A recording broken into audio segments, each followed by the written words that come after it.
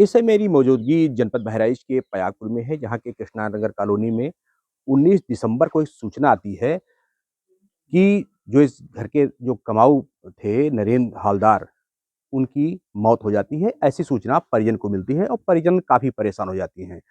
घटना हृदय विदारक थी, चूँकि जो तहसीलदार थे, उनकी गाड़ी पर नायब तहसीलदार सवार थे और वो वाहन जब बताते हैं कि नरेंद्र अपने किसी रिश्तेदार के यहाँ गए थे और वहाँ से वापस लौटते समय बहराइच के चौपाल सागर में वहाँ पर नायब तहसीलदार की गाड़ी में फंस जाते हैं और दुर्घटना इस तरह विभत्स होती है कि वो फंसे होते हैं और जो गाड़ी जो उनका चालक होता है या कहें कि जो नायब तहसीलदार होते हैं, उनको पता भी नहीं लगता और वो लाश जो है नानपारा तहसील पहुँच जाती है। वहाँ जब बैक करते हैं गाड़ी तो गिरती है लाश।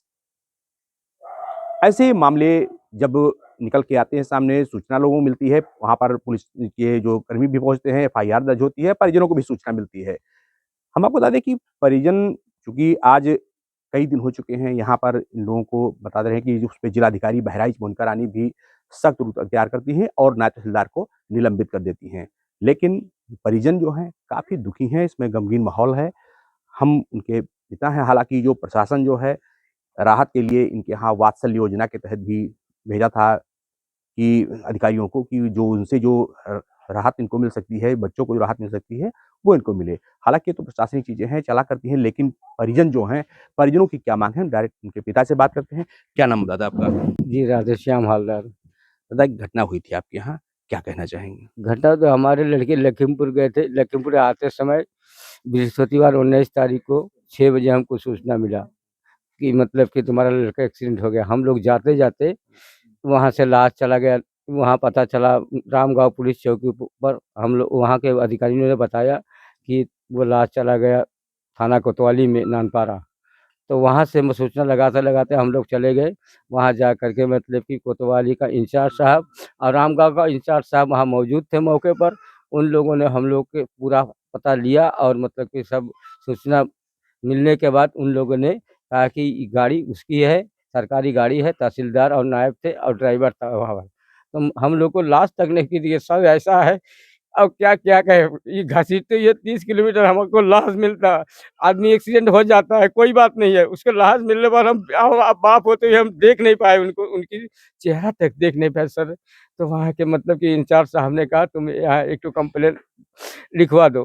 तो उन लोग के सहारे हम कंप्लेंट साहब लिखवा दिए थे और उसके बाद हमारी बहू और 3 पोता-पोती को लेकर के घर आए। अधिकारी लोग आए हैं, डीएम साहब ने इसका अपने कस्टडी में गियर में लिया, लेने के बाद बहराइच के अधिकारी भेजे थे, टीम भेजे थे। क्या कुछ सरकारी कोई राहत मिला अभी तक आपको? अभी तक सरकारी सहायता कुछ राहत नहीं मिला सर।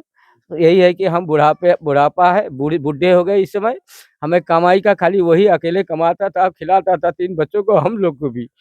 हम सर मतलब कि खाली छोटी-मोटी ढाबली देख तो पंचर का काम करते हैं, कुछ करते नहीं है। तो नरेंद्र नरेंद्र क्या करते थे?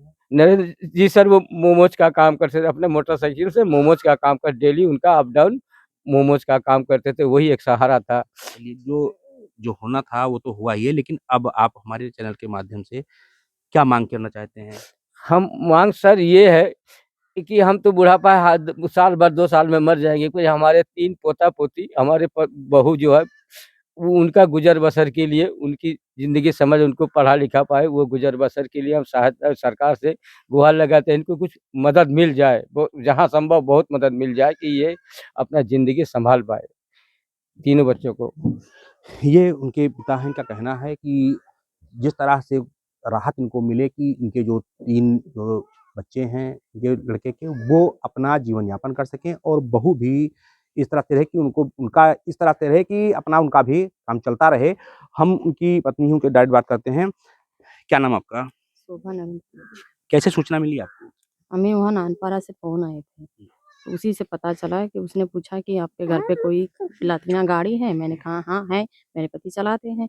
उसने पूछा कि उसका एक्सीडेंट हो गया। तो मैंने पूछा कि मेरे पति अभी क्या कर रहे हैं? क्या कहाँ गए थे क्या आपके हालात पति? है? लखीमपुर, खीरी लखीमपुर अपने भांजी को छोड़ने गए थे। वहाँ से छोड़ के 19 तारीख सुबह वहाँ से लौट रहे थे घर पे।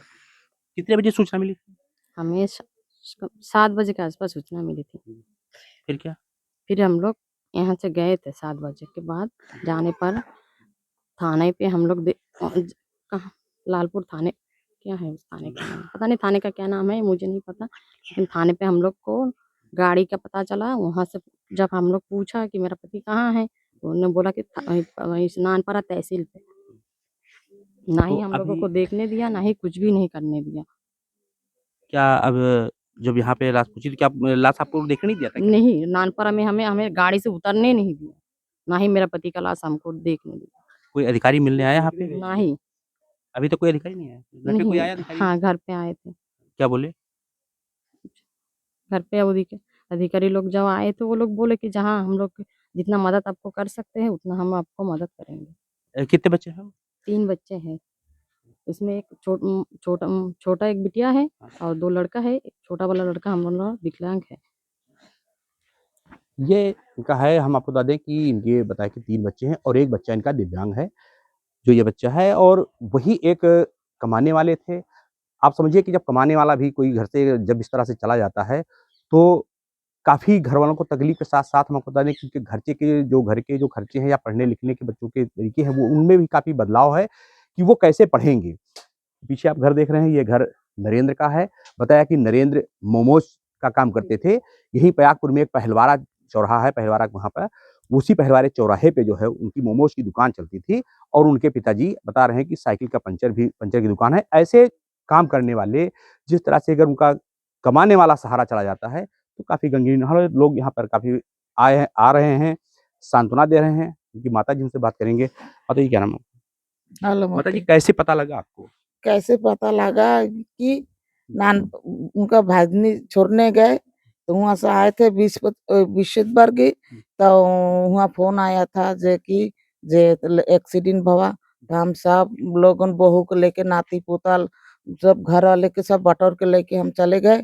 तो हुआ सुनीता हिया आई है नानपारा घसीट के ले गए, तो उनके डाला पर उनका पेटी बन के बहाई दिया, हम सबको नाई देखे दिया। तो हम सब लौटे घर आया, देखी का होता देखने देता है।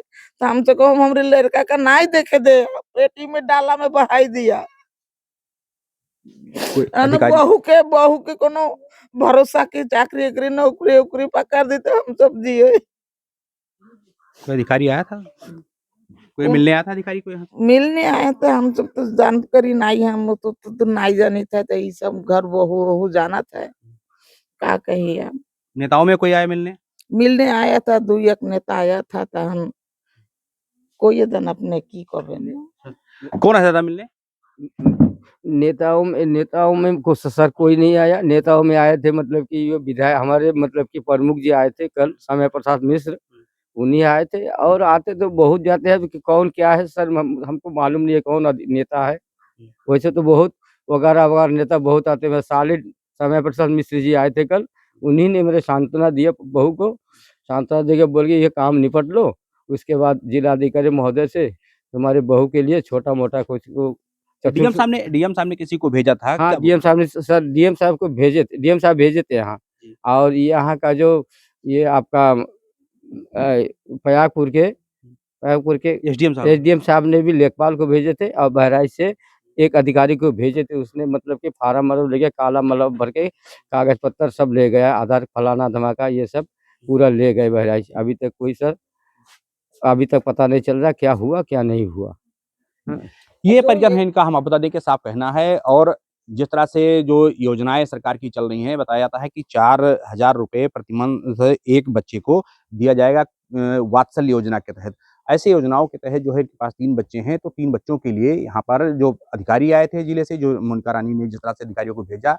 और आपको बता दें कि जो अधिकारियों का जो साफ कहना है कि जो 3 बच्चे हैं उनकी जो डॉक्यूमेंट वेरीफाई होने के बाद इनको सहायता दी जाएगी और जो और सुविधाएँ जो अनुमन्य हैं, वो भी इनको दी जाएँगी।